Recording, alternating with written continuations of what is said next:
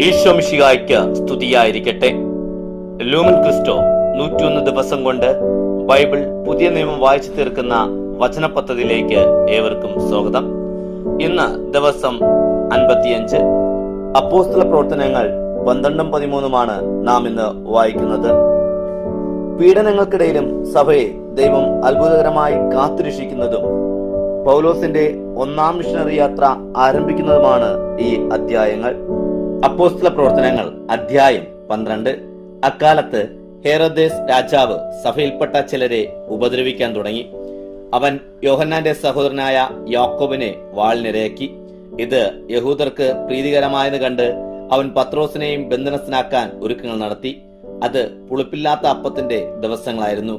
അവനെ ബന്ധിച്ച് കാരാഗ്രഹത്തിൽ അടച്ച ശേഷം അവനെ കാവൽ നിൽക്കാൻ 4 ഭടന്മാർ വീതമുള്ള 4 സംഘങ്ങൾക്ക് ഏൽപ്പിച്ചു കൊടുത്തു. പെസഹായ്ക്ക് ശേഷം അവനെ ജനത്തിന്റെ മുമ്പിൽ കൊണ്ടുവരാൻ അവൻ ഉദ്ദേശിച്ചിരുന്നു. അങ്ങനെ പത്രോസ് കാരാഗ്രഹത്തിലായി. സഭ അവനു വേണ്ടി ദൈവത്തോട് തീഷ്ണമായി പ്രാർത്ഥിച്ചുകൊണ്ടിരുന്നു. പത്രോസിന്റെ മോചനം. ഹെരോദോസ് പത്രോസിനെ പുറത്തു കൊണ്ടുവരേണ്ടിരുന്നതിന്റെ തലേരാത്രി അവൻ 2 ചങ്ങലകളാൽ ബന്ധിതനായി 2 പടയാളികളുടെ മധ്യേ ഉറങ്ങുകയായിരുന്നു. പാറാവുകാർ വാതിൽക്കൽ കാരാഗ്രഹത്തിന് കാവൽ നിൽക്കുന്നുണ്ടായിരുന്നു. ഇതാ, കർത്താവിന്റെ ഒരു ദൂതൻ അടുത്തു വന്നു നിന്നു. മുറിയിൽ പ്രകാശം തിളങ്ങി. അവൻ പത്രോസിനെ പാർശ്വത്തിൽ തട്ടി ഉണർത്തിക്കൊണ്ട് പറഞ്ഞു, വേഗം എഴുന്നേൽക്കൂ. അപ്പോൾ അവന്റെ കൈകളിൽ നിന്ന് ചങ്ങലകൾ താഴെ വീണു. ദൂതൻ അവനോട് പറഞ്ഞു, അരമുറുക്കുക, ചെരുപ്പുകൾ ഇടുക. അവൻ അങ്ങനെ ചെയ്തു. ദൂതൻ പറഞ്ഞു, മേലങ്കി ധരിച്ചുകൊണ്ട് എന്റെ പിന്നാലെ വരിക. അവൻ പുറത്തിറങ്ങി അവനെ അനുഗമിച്ചു. എങ്കിലും ദൂതൻ വഴി സംഭവിച്ചത് യഥാർത്ഥമാണെന്ന് അവന് മനസ്സിലായില്ല. ഒരു ദർശനം ഉണ്ടായെന്നേ അവൻ കരുതിയുള്ളൂ. അവർ 1ാമത്തെയും 2ാമത്തെയും കാവൽ സ്ഥാനങ്ങൾ പിന്നിട്ട് നഗരത്തിലേക്കുള്ള ഇരുമ്പ് കവാടത്തിലെത്തി. അത് അവർക്കായി സ്വയം തുറന്നു. അവർ പുറത്തു കടന്ന് ഒരു തെരുവ് പിന്നിട്ടപ്പോൾ ദൂതൻ പെട്ടെന്ന് അവനെ വിട്ടുപോയി. പരിസരബോധമുണ്ടായ പത്രോസ് പറഞ്ഞു, കർത്താവ് തന്റെ ദൂതനയച്ച് ഹെരോദോസിന്റെ കരങ്ങളിൽ നിന്നും യഹൂദ ജനത്തിന്റെ വ്യാമോഹങ്ങളിൽ നിന്നും എന്നെ വിടുവിച്ചിരിക്കുന്നുവെന്ന് ഇപ്പോൾ ഞാൻ വ്യക്തമായി മനസ്സിലാക്കുന്നു. ഇക്കാര്യം ഗ്രഹിച്ചപ്പോൾ അവൻ മറിയത്തിന്റെ വീട്ടിലേക്ക് പോയി. അവൾ മർക്കോസ് എന്ന അപരനാമമുള്ള യോഹന്നാന്റെ അമ്മയായിരുന്നു. അവിടെ വളരെയേറെ പേർ സമ്മേളിച്ച് പ്രാർത്ഥിച്ചു കൊണ്ടിരിക്കുകയായിരുന്നു. അവൻ പടിവാതിൽക്കൽ മുട്ടിയപ്പോൾ റോദ എന്നു പേരുള്ള വേലക്കാരി ഇറങ്ങുവന്ന് നോക്കി. അവൾ പത്രോസിന്റെ സ്വരം തിരിച്ചറിഞ്ഞു. സന്തോഷത്താൽ വാതിൽ തുറന്നില്ല. അകത്തേക്ക് ഓടിപ്പോയി പത്രോസ് വാതിൽക്കൽ നിൽക്കുന്നുവെന്ന് അറിയിച്ചു. അവർ അവളോട് പറഞ്ഞു, നിനക്ക് ഭ്രാന്താണ്, അവൻ അവിടെയുണ്ടെന്ന് അവൾ തറപ്പിച്ചു പറഞ്ഞു. അവർ പറഞ്ഞു, അവന്റെ മാലാഹയാണ്. പത്രോസ് വാതിൽക്കൽ മുട്ടിക്കൊണ്ടിരുന്നു. അവർ കതക് തുറന്നപ്പോൾ അവനെ കണ്ട് വിസ്മയിച്ചു. നിശബ്ദരായിരിക്കാൻ കൈകൊണ്ട് ആംഗ്യം കാണിച്ച ശേഷം എങ്ങനെയാണ് കർത്താവ് തന്നെ കാരാഗ്രഹത്തിന് പുറത്തേക്ക് കൊണ്ടുവന്നതെന്ന് അവൻ വിവരിച്ചു. ഇവയെല്ലാം യാക്കോബിനെയും സഹോദരെയും അറിയിക്കണമെന്ന് അവൻ പറഞ്ഞു. അനന്തരം അവൻ അവിടെ നിന്ന് പുറപ്പെട്ട് വേറൊരു സ്ഥലത്തേക്ക് പോയി. പത്രോസിന് എന്ത് സംഭവിച്ചതിനെ കുറിച്ച് പ്രഭാതമായപ്പോൾ പടയാളികളുടെ ഇടയിൽ വലിയ പരിഭ്രാന്തിയുണ്ടായി. അവനെ അന്വേഷിച്ച് കണ്ടെത്താതെ വന്നപ്പോൾ ഹെരോദോസ് കാവൽക്കാരെ വിചാരണ ചെയ്യുകയും അവരെ കൊല്ലാൻ ആജ്ഞാപിക്കുകയും ചെയ്തു. അനന്തരം അവൻ യൂദായിൽ നിന്ന് കേസറയിലേക്ക് പോയി അവിടെ താമസിച്ചു. ഹെരോദോസിന്റെ ദുരന്തം. ടയറിലും സീതനുമിലുള്ളവരോട് ഹെരോദോസ് കോപിച്ചിരിക്കുകയായിരുന്നു. അവർ ഒത്തുചേർന്ന് രാജാവിന്റെ അടുത്ത് ചെന്ന് അവന്റെ പള്ളിയറക്കാരനായ ബ്ലാസ്തോസിനെ സ്വാധീനിച്ച് സമാധാനത്തിനു വേണ്ടി അപേക്ഷിച്ചു. കാരണം അവരുടെ ദേശം ഭക്ഷ്യസാധനങ്ങൾക്ക് ആശ്രയിച്ചിരുന്നത് ഈ രാജ്യത്തെയാണ്. ഒരു നിശ്ചിത ദിവസം ഹെരോദോസ് രാജകീയ വസ്ത്രങ്ങൾ ധരിച്ച് സിംഹാസനത്തിൽ ഉപവിഷ്ടനായി അവരെ അഭിസംബോധന ചെയ്തു. ജനക്കൂട്ടം വിളിച്ചു പറഞ്ഞു, ഇത് ഒരു ദേവന്റെ സ്വരമാണ്, മനുഷ്യന്റേതല്ല. പെട്ടെന്ന് കർത്താവിന്റെ ഒരു ദൂതൻ അവനെ അടിച്ചു വീഴ്ത്തി. എന്നാൽ ദൈവത്തിന് അവൻ മഹത്വം നൽകിയില്ല. പുഴുക്കൾക്കിരയായി അവൻ മരിച്ചു. ദൈവവചനം വളർന്നു വ്യാപിച്ചു കൊണ്ടിരുന്നു. ബർണബാസും സാവൂളും തങ്ങളുടെ സേവനം പൂർത്തിയാക്കി ജെറുസലേമിൽ നിന്ന് തിരിച്ചു വന്നു. മർക്കോസ് എന്ന അപരനാമമുള്ള യോഹന്നാനെയും അവർ കൂടെ കൊണ്ടുപോന്നു. അപ്പോസ്തല പ്രവർത്തനങ്ങൾ അധ്യായം 13. ബർണബാസും സാവൂളും. അന്ത്യോക്യയിലെ സഭയിൽ ബർണബാസ്, നീഗർ എന്ന് വിളിക്കപ്പെടുന്ന ശിമയോൻ, സൈറേൻകാരൻ ലൂസിയോസ്, സാമന്ത രാജാവായ ഹെരോദോസിനോട് കൂടെ വളർന്ന മനായേൻ, സാവൂൾ എന്നിങ്ങനെ പ്രവാചകന്മാരും പ്രബോധകന്മാരും ഉണ്ടായിരുന്നു. അവർ കർത്താവിന് ആരാധന അർപ്പിച്ചും ഉപവസിച്ചും കഴിയവേ പരിശുദ്ധാത്മാവ് അവരോട് പറഞ്ഞു, ബർണബാസിനെയും സാവുളിനെയും ഞാൻ വിളിച്ചിരിക്കുന്ന ദൗത്യത്തിനായി എനിക്ക് വേണ്ടി മാറ്റി നിർത്തുക. ഉപവാസത്തിനും പ്രാർത്ഥനയ്ക്ക് ശേഷം അവർ അവരുടെ മേൽ കൈകൾ വച്ച് പറഞ്ഞയച്ചു. പാഫോസിലെ മാന്ത്രികൻ. പരിശുദ്ധാത്മാവാൽ അയക്കപ്പെട്ട അവർ സെലൂക്കിയയിലേക്ക് പോവുകയും അവിടെ നിന്ന് സൈപ്രസിലേക്ക് കപ്പൽ കയറുകയും ചെയ്തു. സലാമീസിലെത്തിയപ്പോൾ അവർ യഹൂദരുടെ സിനഗോഗുകളിൽ ദൈവവചനം പ്രസംഗിച്ചു. അവിടെ സഹായിയായി യോഹന്നാനും ഉണ്ടായിരുന്നു. അവർ ദ്വീപ് മുഴുവൻ ചുറ്റി സഞ്ചരിച്ച് പാഫോസിലെത്തിയപ്പോൾ ഒരു മന്ത്രവാദിയെ കണ്ടു. അവൻ ബർയേഷു എന്നു പേരുള്ള യഹൂദനായ ഒരു വ്യാജ പ്രവാചകനായിരുന്നു. അവൻ ഉപസ്ഥാനപതിയും ബുദ്ധിമാനുമായ സെർജിയൂസ് പൗളൂസിന്റെ കൂടെയായിരുന്നു. ഈ ഉപസ്ഥാനപതി ദൈവവചനം ശ്രവിക്കാൻ താല്പര്യപ്പെട്ട് ബർണബാസിനെയും സാവൂളിനെയും വിളിപ്പിച്ചു. എന്നാൽ എലിമാസ് മാന്ത്രികൻ എന്നാണ് അവന്റെ പേരിന്റെ ഭാഷാന്തരം. വിശ്വാസത്തിൽ നിന്ന് ഉപസ്ഥാനപതിയെ വ്യതിചലിപ്പിക്കാൻ ശ്രമിച്ചുകൊണ്ട് അവരെ തടഞ്ഞു. പൗലോസ് എന്നുകൂടി പേരുണ്ടായിരുന്ന സാവൂളാകട്ടെ പരിശുദ്ധാത്മാവാൽ നിറഞ്ഞ് അവനെ നോക്കി പറഞ്ഞു, സകല വഞ്ചനയും കുടിലതയും നിറഞ്ഞവനെ, സാത്താന്റെ സന്താനമേ, സകല നീതിക്കും എതിരായവനെ, കർത്താവിന്റെ നേർവഴികൾ വക്രമാക്കുന്നതിൽ നിന്ന് നീ വിരമിക്കുകയില്ലേ? ഇതാ, കർത്താവിന്റെ കരം ഇപ്പോൾ നിനക്കെതിരെ. നീ അന്ധനായി തീരും. കുറെ കാലത്തേക്ക് സൂര്യനെ കാണുകയില്ല. ഉടൻ തന്നെ മൂടലും അന്ധകാരവും അവനെ ആവരണം ചെയ്തു. അവൻ തപ്പിത്തടഞ്ഞ് തന്നെ കൈപിടിച്ച് നടത്താൻ ആളുകളെ അന്വേഷിച്ചു. സംഭവിച്ചത് കണ്ടപ്പോൾ ഉപസ്ഥാനപതി കർത്താവിന്റെ പ്രബോധനത്തിൽ വിസ്മയിച്ച് വിശ്വസിച്ചു. പൗലോസ് അന്ത്യോക്യയിൽ. പൗലോസും കൂടെയുള്ളവരും പാഫോസിൽ നിന്ന് കപ്പൽ യാത്ര ചെയ്ത് പാംഫീലായിലെ പെർഗായിലെത്തി. യോഹന്നാൻ അവരെ വിട്ട് ജെറുസലമിലേക്ക് മടങ്ങിപ്പോയി. എന്നാൽ അവർ പെർഗായിൽ നിന്ന് പിസിദായിൽ അന്ത്യോക്യയിൽ വന്നെത്തി.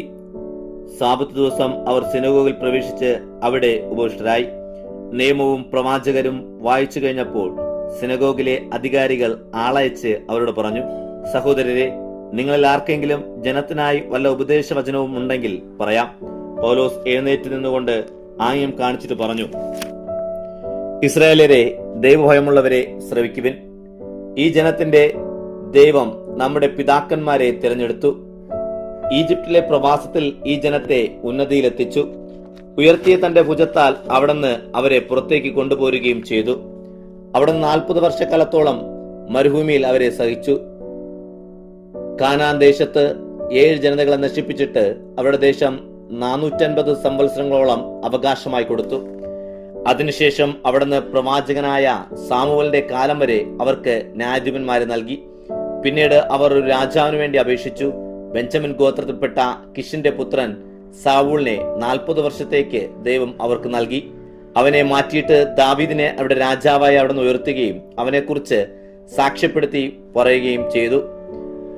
ജസ്സയുടെ പുത്രനായ ദാവീദ് എന്റെ ഹൃദയത്തിനിണങ്ങിയ ഒരു മനുഷ്യനെന്ന് ഞാൻ കണ്ടിരിക്കുന്നു. അവൻ എന്റെ ഹിതമെല്ലാം നിറവേറ്റും. വാഗ്ദാനം ചെയ്തിരുന്ന പോലെ ഇവന്റെ സന്തതിയിൽ നിന്ന് ദൈവം ഇസ്രായേലിന് രക്ഷകനായി യേശുവിനെ പ്രദാനം ചെയ്തിരിക്കുന്നു. അവന്റെ ആഗമനത്തിനു മുമ്പ് തന്നെ യോഹന്നാൻ ഇസ്രായേലിലെ ജനത്തോടെല്ലാം മാനസാന്തരത്തിന്റെ സ്നാനം പ്രസംഗിച്ചിരുന്നു. തന്റെ പ്രയാണം പൂർത്തിയാകാറായപ്പോൾ യോഹന്നാൻ പറഞ്ഞു, ഞാൻ ആരെന്നാണ് നിങ്ങൾ വിചാരിക്കുന്നത്? ഞാൻ അവനല്ല. എന്നാൽ ഇതാ, എനിക്ക് ശേഷം ഒരുവൻ വരുന്നു. അവന്റെ പാദരക്ഷ അഴിക്കാൻ ഞാൻ യോഗ്യനല്ല. സഹോദരരെ, അബ്രാഹത്തിന്റെ വംശത്തിൽ സന്തതികളെ, ദൈവഭയമുള്ളവരെ, നമുക്ക് ഈ രക്ഷയുടെ വചനം അയക്കപ്പെട്ടിരിക്കുന്നു. ജെറുസലേം നിവാസികളും അവരുടെ അധികാരികളും അവനെ അറിയാതെയും ഓരോ സാപത്തിലും വായിക്കുന്ന പ്രവാചക മൊഴി ഗ്രഹിക്കാതെയും അവനെ വിധിച്ചുകൊണ്ട് ആ വചനം പൂർത്തിയാക്കി. മരണത്തിന് കാരണമായതൊന്നും അവനിൽ കാണാതിരുന്നിട്ടും അവനെ വധിക്കാൻ അവർ പീലാത്തോസിനോട് ആവശ്യപ്പെട്ടു. അവനെക്കുറിച്ച് എഴുതപ്പെട്ടിരുന്നതെല്ലാം പൂർത്തിയായപ്പോൾ അവർ അവനെ മരത്തിൽ നിന്ന് താഴെ ഇറക്കി കല്ലറയിൽ സംസ്കരിച്ചു. എന്നാൽ ദൈവം അവനെ മരിച്ചവരിൽ നിന്ന് ഉയർപ്പിച്ചു. അവനോടൊപ്പം ഗലീലിൽ നിന്ന് ജെറുസലേമിലേക്ക് വന്നവർക്ക് അവൻ പല ദിവസങ്ങളിലും പ്രത്യക്ഷനായി. അവർ ഇപ്പോൾ ജനത്തിന് അവന്റെ സാക്ഷികളാണ്. ഞങ്ങൾ നിങ്ങളെ ഈ സുവിശേഷം അറിയിക്കുന്നു. ദൈവം പിതാക്കന്മാരോട് ചെയ്ത വാഗ്ദാനം യേശുവിനെ ഉയർപ്പിച്ചുകൊണ്ട് ദൈവം മക്കളായ നമുക്ക് നിറവേറ്റി തന്നിരിക്കുന്നു. 2-ാം സങ്കീർത്തനത്തിൽ ഇപ്രകാരം എഴുതിയിട്ടുണ്ടല്ലോ, നീ എന്റെ പുത്രനാണ്, എന്ന് ഞാൻ നിന്നെ ജനിപ്പിച്ചിരിക്കുന്നു. ജീർണതയിലേക്ക് തിരിച്ചു ചെല്ലാനാവാത്ത വിധം മരിച്ചവരിൽ നിന്ന് അവനെ ഉയർപ്പിച്ചതിനെ കുറിച്ച് അവിടെ ഇങ്ങനെ അരുളി ചെയ്തു, ദാവീദിന് നൽകപ്പെട്ട വിശ്വസ്തവും വിശുദ്ധവുമായ വാഗ്ദാനങ്ങൾ നിങ്ങൾക്ക് ഞാൻ തരും. മറ്റൊരു സങ്കീർത്തനത്തിൽ ഇങ്ങനെ പറഞ്ഞിട്ടുണ്ട്, അവിടുത്തെ പരിശുദ്ധൻ ജീർണിക്കാൻ അവിടുന്ന് അനുവദിക്കുകയില്ല. ദാവീദ് തന്റെ തലമുറയിൽ ദൈവഹിതമനുസരിച്ച് ശുശ്രൂഷിച്ച ശേഷം നിദ്ര പ്രാപിച്ചു. തന്റെ പിതാക്കന്മാരോട് ചേർക്കപ്പെടുകയും ജീർണത കാണുകയും ചെയ്തു. എന്നാൽ ദൈവം ഉയർപ്പിച്ചവനാകട്ടെ ജീർണത കണ്ടില്ല. സഹോദരരെ, നിങ്ങൾ അറിയുവിൻ, നിങ്ങൾക്ക് പാവമോചനം പ്രഖ്യാപിക്കപ്പെട്ടിരിക്കുന്നത് ഇവൻ വഴിയത്രേ. മോശയുടെ നിയമത്താൽ എല്ലാറ്റിനും നീതിമൽക്കരണം സാധ്യമല്ല. വിശ്വസിക്കുന്ന ആരും ഇവനാൽ നീതിമൽക്കരിക്കപ്പെടുന്നു. അതുകൊണ്ട് പ്രവചനങ്ങളിൽ പറഞ്ഞിട്ടുള്ളതാണ് നിങ്ങൾക്ക് വന്നു ഭവിക്കാതിരിക്കാൻ സൂക്ഷിച്ചുകൊള്ളുവിൻ. നിന്ദകരെ കാണുവിൻ, ആശ്ചര്യപ്പെടുവിൻ, അപ്രത്യക്ഷരാകുവിൻ. എന്തെന്നാൽ നിങ്ങളുടെ ദിവസങ്ങളിൽ ഞാൻ ഒരു പ്രവൃത്തി ചെയ്യുന്നു, ആര് പറഞ്ഞാലും നിങ്ങൾ വിശ്വസിക്കാത്ത ഒരു പ്രവൃത്തി. ഈ കാര്യങ്ങൾ അടുത്ത സാപത്തിലും തങ്ങളോട് സംസാരിക്കണമെന്ന് അവർ പുറത്തു വന്നപ്പോൾ ആളുകൾ അപേക്ഷിച്ചു. സിനഗോഗിലെ സമ്മേളനം പിരിഞ്ഞപ്പോൾ യഹൂദരിൽ അനേകരും യഹൂദമതത്തിൽ ചേർന്ന ഭക്തരായ അനേകരും പൗലോസിനെയും ബർന്നബാസിനെയും അനുഗമിച്ചു. അവരാകട്ടെ ദൈവകൃപയിൽ നിലനിൽക്കാൻ അവരെ പ്രേരിപ്പിച്ചുകൊണ്ടിരുന്നു. അടുത്ത സാപത്തിൽ കർത്താവിന്റെ വചനം ശ്രവിക്കാൻ നഗരം മുഴുവൻ ഒത്തുകൂടി. ജനക്കൂട്ടത്തെ കണ്ടപ്പോൾ യഹൂദർ അസൂയ നിറഞ്ഞ് പൗലോസിനെ ദുഷിച്ചുകൊണ്ട് അവൻ പറഞ്ഞവയെ എതിർത്തു. പൗലോസും ബർന്നബാസും ധൈര്യപൂർവ്വം ഇങ്ങനെ പറഞ്ഞു, ദൈവവചനം ആദ്യം നിങ്ങളോട് പ്രസംഗിക്കേണ്ടത് ആവശ്യമായിരുന്നു. എന്നാൽ നിങ്ങളത് തിരസ്കരിക്കുന്നതിനാലും നിത്യജീവൻ അയോഗ്യരെന്ന് നിങ്ങൾ നിങ്ങളെ തന്നെ വിധിക്കുന്നതിനാലും ഇതാ ഞങ്ങൾ ജനതകളിലേക്ക് തിരിയുന്നു. എന്തെന്നാൽ കർത്താവ് ഞങ്ങളോട് ഇങ്ങനെ കൽപ്പിച്ചിരിക്കുന്നു, നീ ഭൂമിയുടെ അതിർത്തികൾ വരെ രക്ഷ ആകേണ്ടതിന് നിന്നെ ഞാൻ ജനതകൾക്ക് പ്രകാശമായി സ്ഥാപിച്ചിരിക്കുന്നു. ഇവ കേട്ടപ്പോൾ ജനതകൾ സന്തോഷിക്കുകയും കർത്താവിന്റെ വചനം മഹത്വപ്പെടുത്തുകയും ചെയ്തു. നിത്യജീവന് നിയുക്തരായിരുന്നവരെല്ലാം വിശ്വസിച്ചു. കർത്താവിന്റെ വചനം ആ നാട്ടിലെങ്ങും വ്യാപിച്ചു. എന്നാൽ യഹൂദർ ബഹുമാന്യരായ ഭക്തസ്ത്രീകളെയും നഗരത്തിലെ പ്രമാണിമാരെയും പ്രേരിപ്പിച്ച് പൗലോസിനെയും ബർന്നബാസിനെതിരായി പീഡനം അയച്ചുവിടുകയും അവരെ ആ നാട്ടിൽ നിന്ന് പുറന്തള്ളുകയും ചെയ്തു. അവർ തങ്ങളുടെ പാദങ്ങളിലെ പൊടി അവർക്കെതിരായി തട്ടിക്കളഞ്ഞിട്ട് ഇക്കോണിയത്തിലേക്ക് പോയി. ശിഷ്യർ സന്തോഷത്താലും പരിശുദ്ധാത്മാവാലും നിറഞ്ഞവരായി. ഇന്നത്തെ വായന ഇവിടെ അവസാനിക്കുമ്പോൾ ലോകത്തിന്റെ തടസ്സങ്ങൾക്കോ അധികാരത്തിനോ ദൈവഹിതത്തെ തടയാനാവില്ല. പ്രതിസന്ധികളിൽ പ്രാർത്ഥനയോടെ പതറാതെ നിൽക്കാൻ ദൈവം നമ്മെ ശക്തിപ്പെടുത്തുന്നു. ദൈവത്തിന് മഹത്വം.